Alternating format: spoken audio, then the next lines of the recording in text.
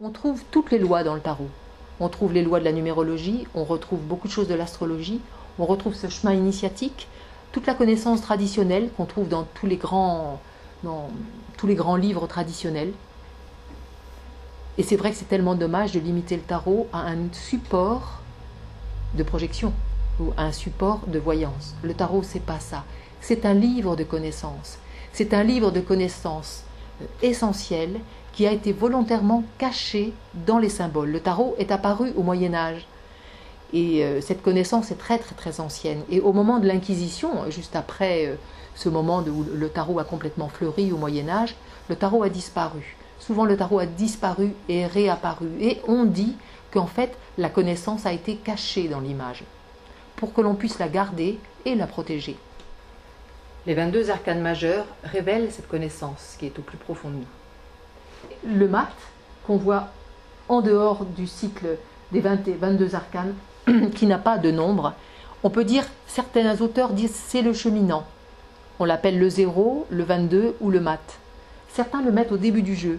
Alors on imagine ce personnage, vous voyez ce personnage qui étrange, qui marche vers la droite, qui a un bâton, un chien qui lui mord la cuisse et qui a un petit baluchon sur le dos. C'est celui qui part en quête en fait. C'est celui qui part avec un petit bagage et qui va en chemin pour essayer de se connaître. C'est celui qui quitte quelque part le monde, c'est le voyageur. Mais cette carte, quand on la voit négativement ou à l'envers, ça peut être aussi la personne marginale, la personne qui n'arrive pas à être dans les clous de la société et qui se cherche. Une personne, on appelle aussi cette carte le fou. Pourquoi? Parce que la personne qui quitte les rails, on peut dire, cette personne elle est folle. Oui, elle est folle pour certains, mais elle est peut-être sage pour d'autres. Parce que peut-être qu'elle s'est mise en quête de la vraie raison de pourquoi nous sommes sur la Terre. Peut-être que c'est ça qu'elle cherche. Donc elle part ce mat, il part avec son tout petit baluchon et il est mordu par ce chien. Effectivement, quand on quitte les références de la vie ordinaire, souvent c'est difficile. Souvent on est mal compris. Souvent on est harcelé. C'est ce que ce mat représente. Le marginal, le révolté, celui qui part en quête de lui-même, qui cherche en fait à se libérer de la souffrance. Donc c'est aussi la carte de l'éveil et de la libération, le mat. Quelque part, c'est le but ultime. Si cette carte était à la fin des 22 arcanes, on pourrait dire on fait le chemin, puis arrivé au bout, on a le jackpot. Eh bien non. Elle n'a pas de nombre. Ça veut dire qu'on ne peut pas la mettre dans un ordre. Ça veut dire qu'elle peut arriver à n'importe quel moment. Si vous avez joué au tarot, le mat, c'est l'excuse. Et la particularité de l'excuse, dans le tarot, c'est qu'il peut prendre la place de n'importe quelle carte. Donc ce mat, cette possibilité de s'éveiller, de se libérer, peut arriver à n'importe quel moment. Donc le mat, on peut dire qu'il chemine de carte en carte, d'étape en étape, et chaque étape de notre vie est l'occasion de la libération. Voilà un des bouts du tarot. L'autre bout du tarot, c'est le battleur. Carte numéro 1. C'est un personnage qui est jeune, qui a un habit d'arlequin, qui a un chapeau sur la tête, une baguette dans la main et qui est assis derrière une table sur laquelle on voit des outils. Sa table est couleur chair. Qu'est-ce que ça veut dire? Ça veut dire qu'en fait le travail qui va être fait sur nous, sur le corps. Les outils, les éléments qui sont posés sur la table correspondent aux arcanes mineurs du tarot. En fait, au bout du compte, on va travailler aussi sur la matière. C'est pour ça que les arcanes mineures sont très intéressantes. C'est dommage de s'arrêter aux arcanes majeures. Les arcanes majeures étant les lois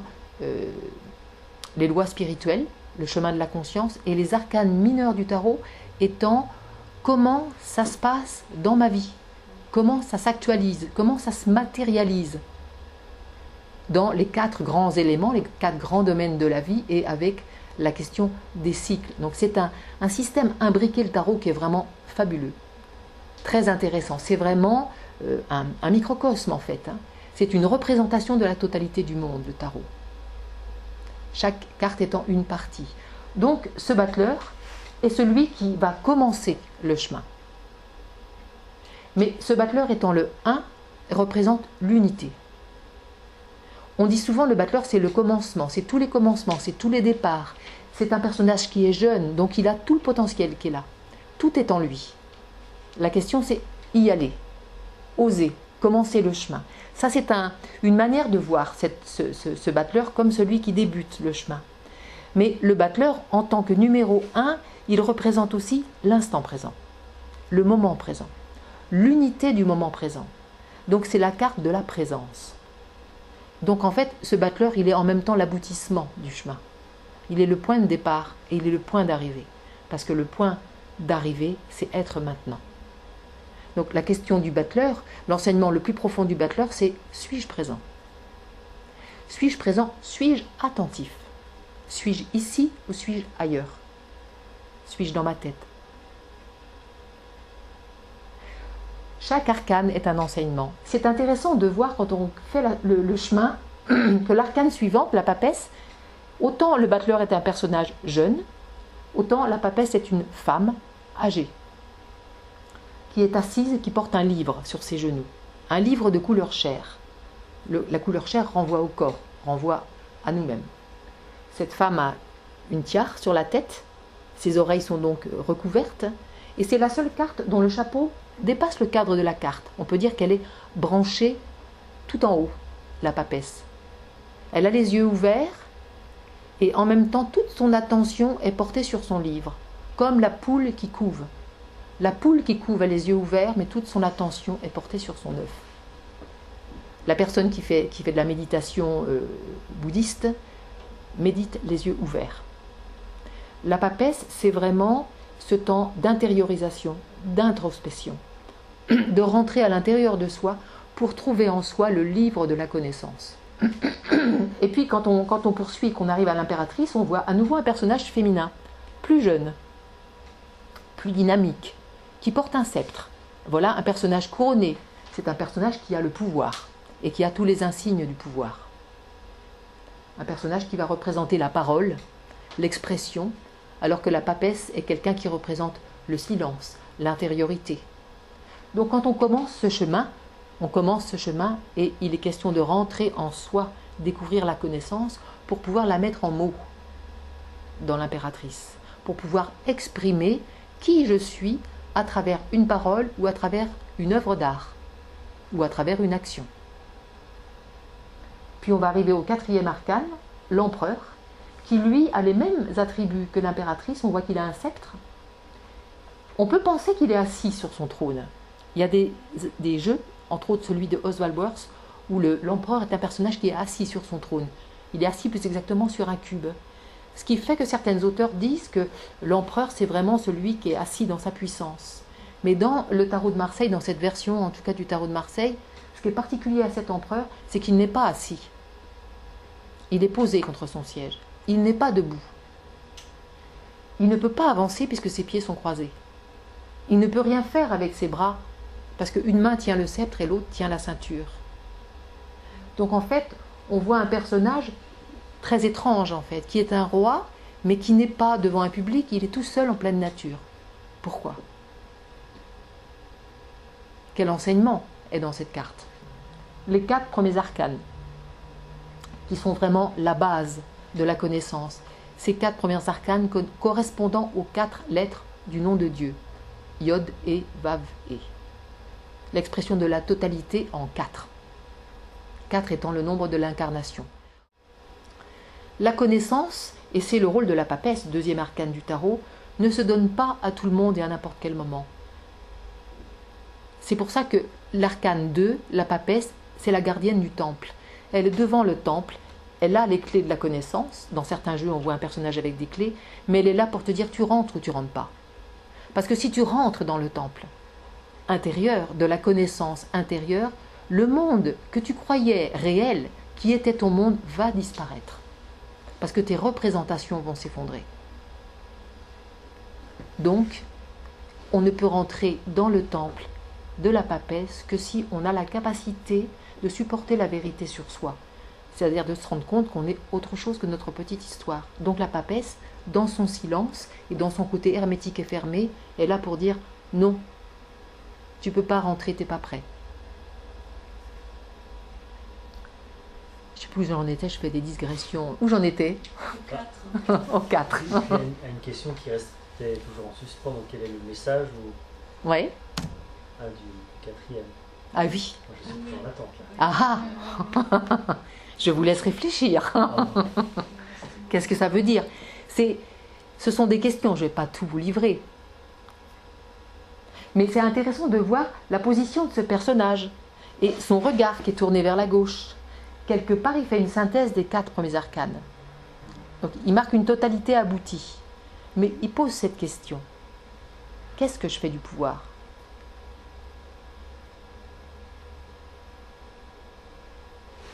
Il en pose d'autres.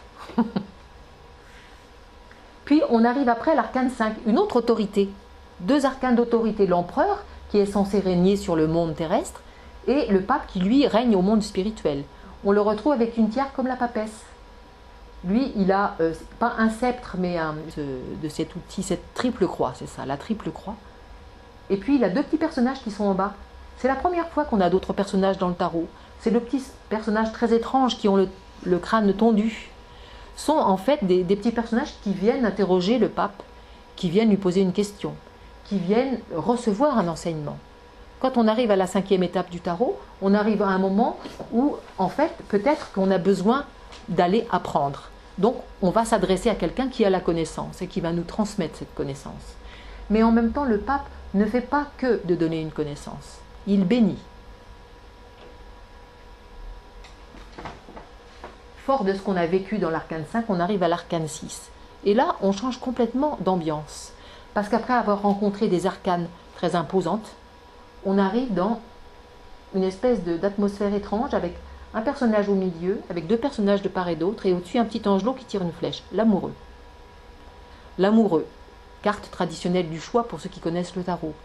Ça veut dire qu'arrivé à cette 6e étape du tarot, l'aspirant à la connaissance va être obligé de choisir une direction. Mais c'est aussi l'homme amoureux qui doit choisir une voie ou l'autre. Donc plusieurs niveaux de lecture de cette carte. Mais au bout du compte, carte de crise. Qui dit choix dit crise. Crise de décision. Il y a une décision à prendre dans l'arcane 6. Quel chemin je vais prendre? Souvent, cette carte va amener la personne soit à s'engager vraiment dans le chemin, soit à dire « je ne m'engage pas », comme dans toute histoire d'amour. J'y vais ou j'y vais pas? Je m'engage avec la personne ou je ne m'engage pas? Donc la carte suivante, le chariot, qui termine cette première rangée de 7 arcanes. On voit un personnage couronné, là encore, avec deux chevaux en bas, et son chariot, et qui lui va de l'avant. On peut dire qu'il réalise cette action initiée par le battleur. Il rentre vraiment dans l'action. Ce qui est étonnant, c'est qu'il a 2 chevaux qui tirent à U et à Dia. Et logiquement, cette carte ne peut pas avancer. Ah, qu'est-ce que c'est que cette action immobile? Encore une autre énigme posée par le tarot. D'où vient le mouvement? Qui initie le mouvement? Le mouvement de la vie. Encore une question à laquelle je ne répondrai pas. On termine le premier septenaire et on arrive dans le 2e septenaire, septenaire de l'âme. Vous voyez que les cartes, quand on les met en 3 rangées, elles ont des relations à la verticale. Ce qui est intéressant quand on apprend le tarot, c'est qu'il y a les arcanes dans ce qu'elles représentent au niveau de leur enseignement, et après, ce qui est difficile pour l'apprenti tarologue, c'est de lire les cartes. Parce que lire les cartes, qu'est-ce que c'est? C'est faire des liens entre les différentes arcanes. Ça veut dire c'est apprendre à penser autrement. On apprend la pensée symbolique. Qu'est-ce que c'est la pensée symbolique? C'est une pensée verticale. Donc, arriver à penser en arcane, c'est un des buts du chemin initiatique et du but du tarot. Apprendre à penser autrement, penser en symbole, penser en arcane. Apprendre à faire les liens entre les cartes. Parce que quand on commence, on a une carte, ça veut dire ça. Oui, mais quand elle est à côté d'une telle, eh bien, elle ne veut plus dire la même chose. Et quand elle est accompagnée par une 3e, elle veut dire encore autre chose. Trouver le niveau d'interprétation des cartes n'est pas évident.